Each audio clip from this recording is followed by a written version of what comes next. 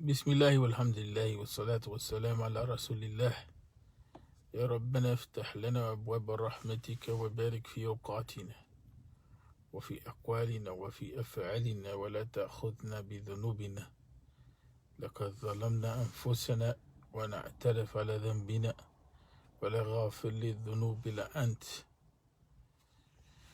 يا غفار يا غفور ونستغفرك ونتوب إليك.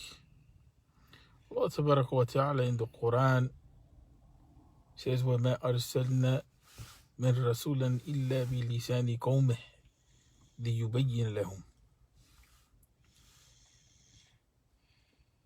فَيُضِلُّ مَن يَشَاءُ وَيَهْدِي مَن يَشَاءُ. Allah Tabaraka wa Ta'ala in the Quran lays out an interesting principle with regard to nubuwwah. And we find that the same principle is followed in his commissioning of Muaadh bin Jabal to go to his people. We see in the Quran that Allah Ta'ala gives a qualification that the prophets were not sent except that they have the capacity and the ability to clarify for their community, their people. Right, and so the word lisan here in the Quran itself, illa bi lisani qawmih. The idea of lisan is that it's not just the issue of language, it's the issue of understanding the community that is being dealt with. And this brings up a lot of controversy with regard to the da'wah itself. But the fact of the matter is that هذا هو الأصل. This is the foundational point of da'wah with regard to what we get from the Quran. That the prophets, alayhimus salam, were sent to their people. And we know that the prophets before the Prophet Muhammad sallallahu alaihi wasallam were sent to their communities. Right? That was something that was very distinct. And matter of fact, there is some discussion amongst the Christians or Christian biblical scholarship. I remember this in the past with regard to Isa alayhi salatu wassalam. How Isa was sent to Bani Israel. And there's a statement to the effect that what falls over is the crumbs, and that was supposed to be to the people that were outside of Bani Israel with regard to the teaching that they will gain benefit, but the essence or the core is that, Isa was coming from Bani Israel. And it was Paul who came to the idea of the universalization of the message. And in that, he began to deviate away from original intent, so to speak. And so that becomes something that is very key to understand. That was an internal debate within Christianity with regard to the universality of Christianity. Islam, firstly, this is one of the qualities that the messengers are sent to the people that they come from. And the Sahaba radiallahu anhum ajma'in, we find that was the case, that they made their way to the people. If I were to add something of interest too, the penetration of Islam into West Africa for quite some time, there was some difficulty in that. One, there was a story that was proliferated around and sometimes is recited in the chronicles of history. And that's not an indication that because it's chronicled within history books that it's true. But the story goes that Islam spread into West Africa by the sword. And that's not factual. Not in the case of West Africa, at least. One of the things that we find is that the people, they were strong warriors. So it took a lot to penetrate into that community, right? Even though there's some discussion, there's some things that are attributed to Shaikh and to Diop that talk about the loss of efficacy of African religions in West Africa itself. But it opened the way to being open to other things. But it took people who were engaged in ribat, like Shaykh al-Maghili and others. Shaykh al-Maghili was known to be a strong warrior type of personality. And he was a scholar from Aljazair or Algeria who took the political figures to task. Right? He wrote a book on these issues, Tajul Muluk, in which was the foundation for a lot of the thinking that went into the thought of Sheikh Uthman bin Fodio. But we find that, one of the things that we see is like that, the penetration into the community was quite difficult. Right. And so the spread of the dawah, we began to see it more at the hand of people like Sheikh Uthman bin Fodio and others who were from that very community. But when it came to scholars such as, the Sheikh al-Maghili, it was very hard for him to penetrate. And it goes back to the same thing that, we find that, imagine, if the Prophet Muhammad sallallahu alaihi wasallam was rejected by his own people, by his own family, by his own tribe, then what about the issue of the deen coming from outside? In fact, the sending of human beings to human beings was purposeful. Allah Tabaraka wa Ta'ala could have sent an angel to communities to be able to communicate the message. But he sent an angel to the Prophet Muhammad sallallahu alaihi wasallam, and then the Prophet sallallahu alaihi wasallam was commissioned to go to his people, liyubayyin lahum, to clarify for them the meanings and the objectives of the revelation that was given to him. Muaadh bin Jabal, we find in more than one hadith an indication of how he was prepared to go back to his people, not just from the angle of giving them da'wah, but from the angle of knowing how to deal with their affairs. This is one of the fundamental issues that we find over and over and over and over again as a problematic issue in today's time when it comes to the communication of the da'wah from one group to another. And this is in part because there's a lack of respect for the principles of da'wah when it comes to this issue, versus allowing people to be groomed and to be developed so that they have the ability to go back to their communities and work with those community issues that they face. We find people like to take over the platform of the da'wah so that it's controlled. And so what that does is it prolongs the ability of the da'wah to become effective in certain communities. And this is by scientific and historical facts. We, when we talk about sociological studies and we talk about history, we see that communities in which the people themselves did not take charge of the da'wah, and that means internalize the da'wah, it didn't spread very well. And that's why, for instance, in this country, up to now, we don't see that the da'wah has spread very well. There was a time period, for instance, when the African American community had its stronghold in the da'wah spread within the African American community. Right? And then because of their proximity to other communities, other people began to take interest.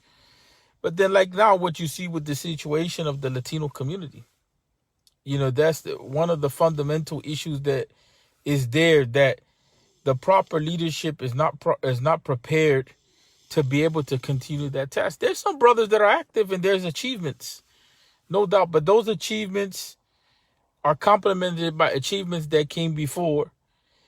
And so, for instance, there was a break in continuity within the Latino da'wah.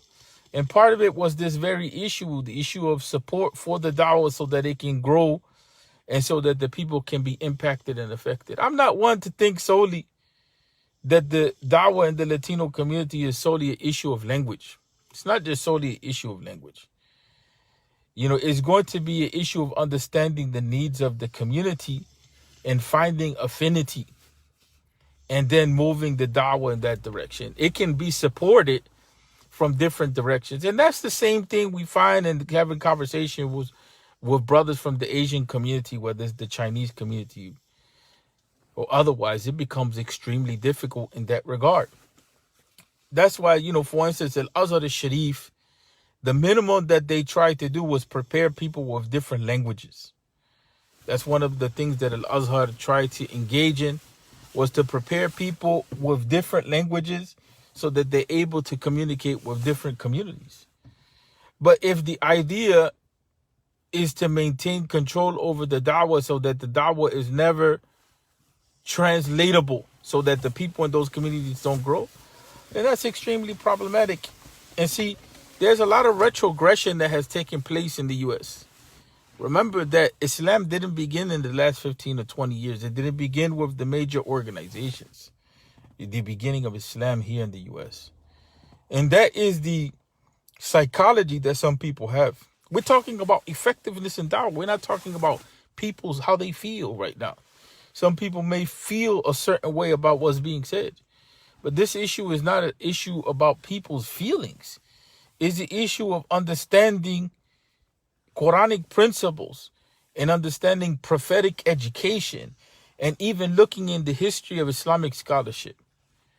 If we talk about, for instance, the Yemenis taking da'wah to, for instance, the Asian communities, there was a period of time when that may have been there and then that transferred over to the other communities. That's how Islam maintained. Or else you're talking about people that are not vested in Islam. And let me put it to you this way. In order for da'wah to transfer from one group to another group, what takes place is a change that takes place, that manifests itself in the second group. So when that transformation process begins, there's a lot of internal stuff that's going on. If the person makes it past those internal transitions, then there's a stabilization process. And even the psychologist Erich Fromm talked about this issue, where he talked about, transformational change that takes place at the psychological level when people are going through situations which impact them and they internalize these changes intentionally. And so, for instance, now the issue comes, the trials and tribulations of maintaining a commitment. So that those trials and tribulations, a lot of that has to do with stabilizing the identity within that group setting. That person not necessarily leaving their community. The reality is that even when those people leave those communities that they come from, they don't have to necessarily stay geographically in a place with a particular community. But I mean, by association, what happens is when people leave their cultures, where do they go? You explain to me what Muslim community is open enough to adopt people that are not from their culture, that don't do their language, that don't do their food, that don't do their customs, that don't even have their psychology. This is where we have arrogance sometimes, I feel, in the Muslim community, and that we are not honest to talk about the reality of the situations that make up groups and the difficulty even within a group itself to bring about change amongst people that belong to their group, people that have a commitment to their group, that were born into their group, cultural, ethnic groups.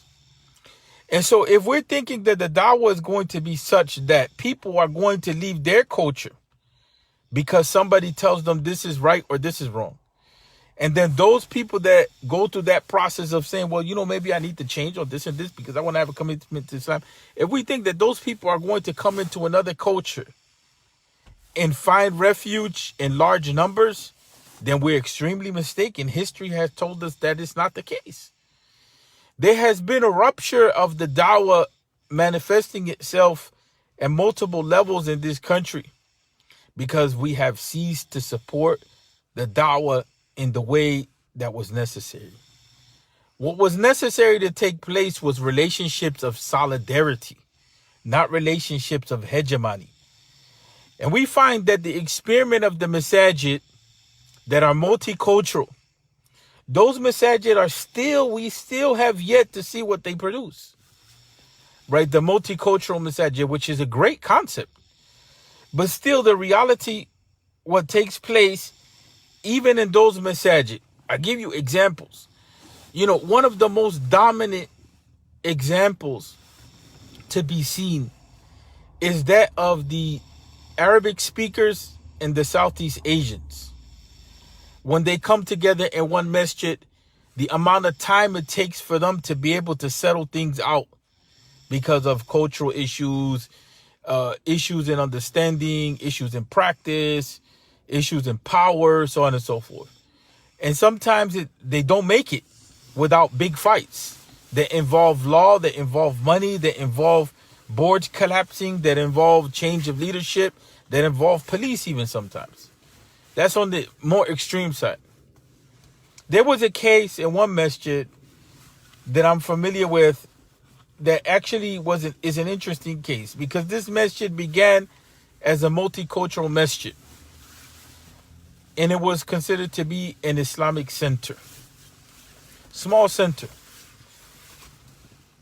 And it was the center of the community, but it ended up disiluding the community, because there was some sort of decision that was made for the masjid to go into the suburbs out of the city.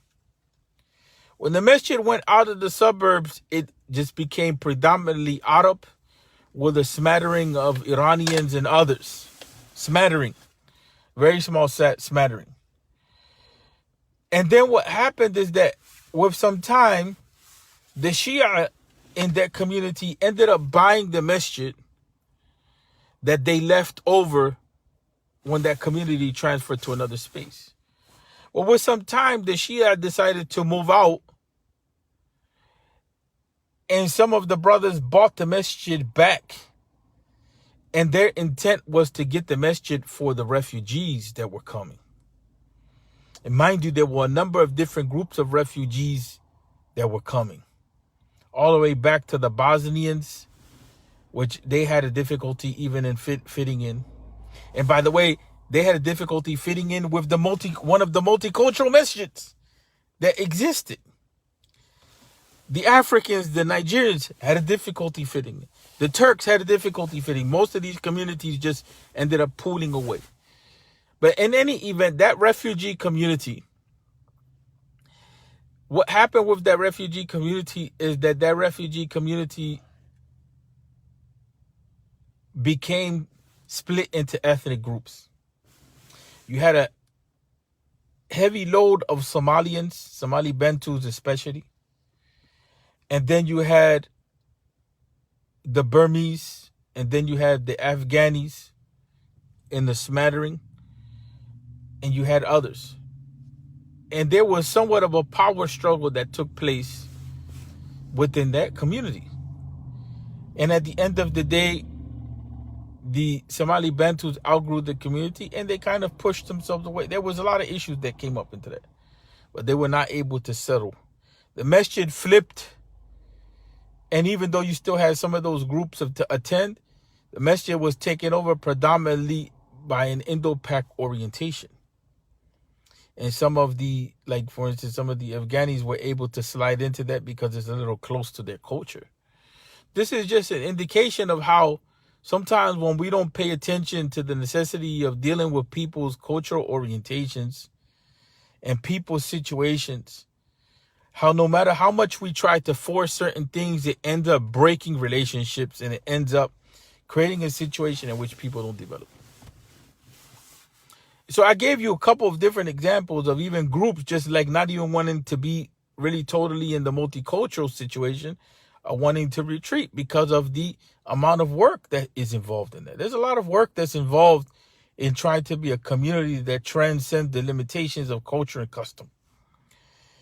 So when it comes to the issue of the da'wah and being strategic about it, you know, if you're talking about being strategic in the da'wah and not really settling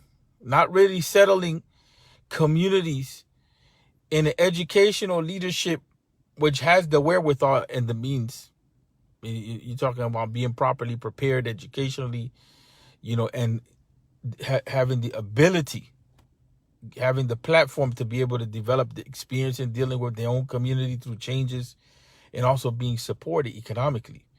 You know, if none of that is there, then we don't see that it can move. You know, I've seen this in the Catholic Church. You know, this is what the Catholic Church calls acculturation, where they realize if they don't respect the culture of certain groups, that those groups are not going to maintain their Catholicity, and they're going to incline to whatever it was that came before to find a sense of orientation. And for a long time in the power struggle of the Catholic Church, like if you take the case of Latin America, Latin Americans were barred from being leaders. And there's no doubt that when Latin Americans became leaders and those who sympathized with their cause, it changed and it transformed the reality. And you had two different orientations, even within one church in that regard. I remember looking at the difference between the European orientation, European American, and the Latin American orientation. And two different orientations, two different understanding of commitment to religion and so on and so forth. So this stuff is very real even across religions. But the Quranic principle, is Allah Tabaraka wa Ta'ala says, وَمَا أَرْسَلْنَا مِن رَسُولٍ إِلَّا بِلِسَانِ قَوْمِهِ. That there's not a Rasul or a messenger that's sent except Allah Tabaraka wa Ta'ala has a way of using language in the Quran to emphasize certain types of meaning. For you, some of you may not see in that some depth, but there is some depth. Because Allah Tabaraka wa Ta'ala makes sure that He's mentioning وَمَا أَرْسَلْنَا, right, that we have not sent, and He's negating the possibility of something other than that. وَمَا أَرْسَلْنَا مِن رَسُولٍ, we haven't sent a messenger except, right, in that person speaks the language and has an understanding of the mentality of the people. It's not just linguistic in this sense, it's having an affinity, having a connection with those people. And so Allah Tabaraka wa Ta'ala negates that prophets were sent the opposite of that. And so, for instance, that's how deen settles in communities, when communities begin to internalize the deen and work out their issues in that regard. And that has been a problematic issue for a while. That's what we see. And I'm mentioning this, as I watch certain things, take place. There's so much work that needs to be done. And the Muslims, they find themselves all over the place. And instead of taking priorities, what we find is certain groups, certain mentalities, certain psychologies, they like to dominate the whole affair.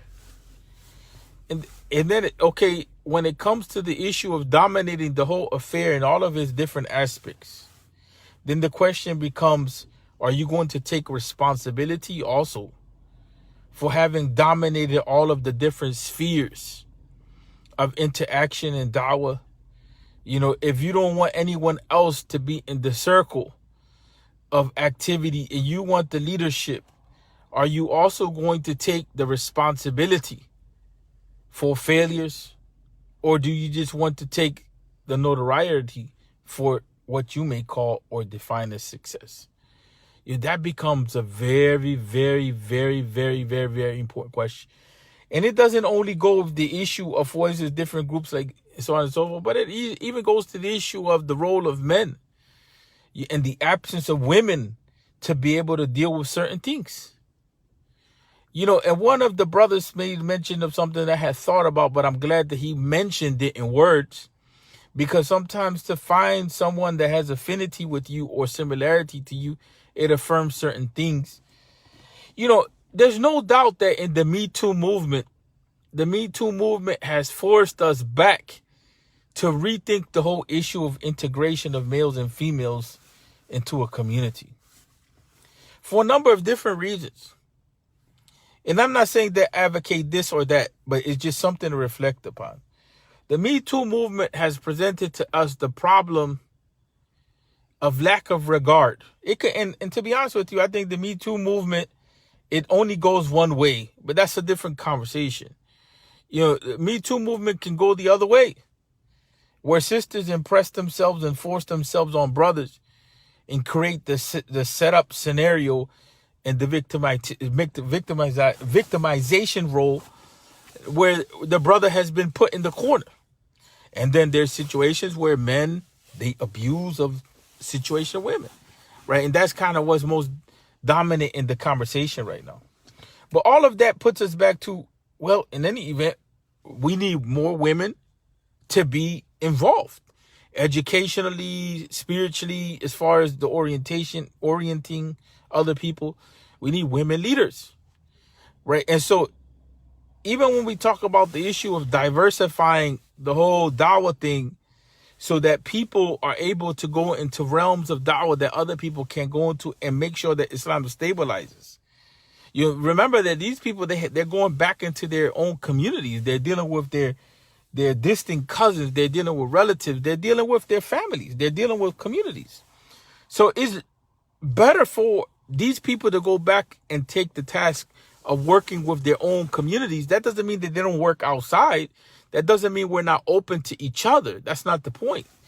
But the point here is to at least give that to some consideration as to why it is that Allah wa ta'ala talks about the beginning of the message being that which is focused on making sure that there's a connection between the messenger and the people. After people get some settling of Islam, then what we find that the Islamic teaching is that we're supposed to be a brotherhood with each other. But even there's going to be cultural differences. But that brotherhood of Islam, it kind of creates a foundation for us to be able to deal with each other, even with our cultural differences, if it is actually the case that we're rooted in Islam. I don't know if some of you may get what I'm saying, that at the beginning of the da'wah, when communities are forming, it's essential that those communities are developed by their own people. Then when they mature, then the interaction can take place at a higher level between different groups. But if those communities don't settle themselves and work out internally their own cultural issues, their own psychological issues, and everything that comes along with that, then what that does is it kills the prospect of Islam being able to mature and grow. And we see that right now. We see that complaint. That's the complaint, of certain cultures right now, that they're not being represented in a good way, that they're not being supported in a good way. There's a lot of things that come along with that. But it's an interesting reflection. It's an interesting reflection that at the beginning of the da'wah, when people are coming into the deen, it's essential that there's enough, I hate to use this term, but I'm going to use it, enough buy-in from the people that are coming in so that they go back into their communities and they develop them. Maybe at the beginning, there is outside support from other communities. There may be even outside work and involvement, but that can't remain forever. People at a certain point, they have to take their own responsibility for developing themselves in their communities, right? That's where maturity comes in. You can't, hold the baby prisoner in the home forever. That baby has to grow up. That baby has to develop. That baby has to go out into the world and mature and be an adult. And that's the same thing with deen. Communities have to mature and they have to become adults. And then we have principles. If there's some issues with that, then we're supposed to support one another in that process of growth, right? And is even the issue where if we find that we can't defend ourselves, then our defense is supposed to come from each other in life issues, right? We're supposed to, the Quranic command in that issue is ta'awanu 'alal birri wat taqwa. We mentioned that in another setting, that the issue of cooperation becomes key in that regard. Sometimes life issues become problematic, and we see that that's the natural human instinct in an event. But I wanted to close with that, of saying that, we do a disservice to the da'wah. We have to realize that if we want Islam to not be considered to be alien, or if we want Islam to not to be considered foreign or outside, that at a certain point in time, you have to let go. And you have to allow people from various communities to take the responsibility for themselves. As a matter of fact, the work in the deen is massive. It's like the work is for days unlimited, without end. That's the reality. I was talking to one of the imams recently. I was saying that, that's the reality in the Muslim community, is that, everybody's competing with one another. But the reality is like, go open up another platform for other things. The amount of work that needs to be done is massive.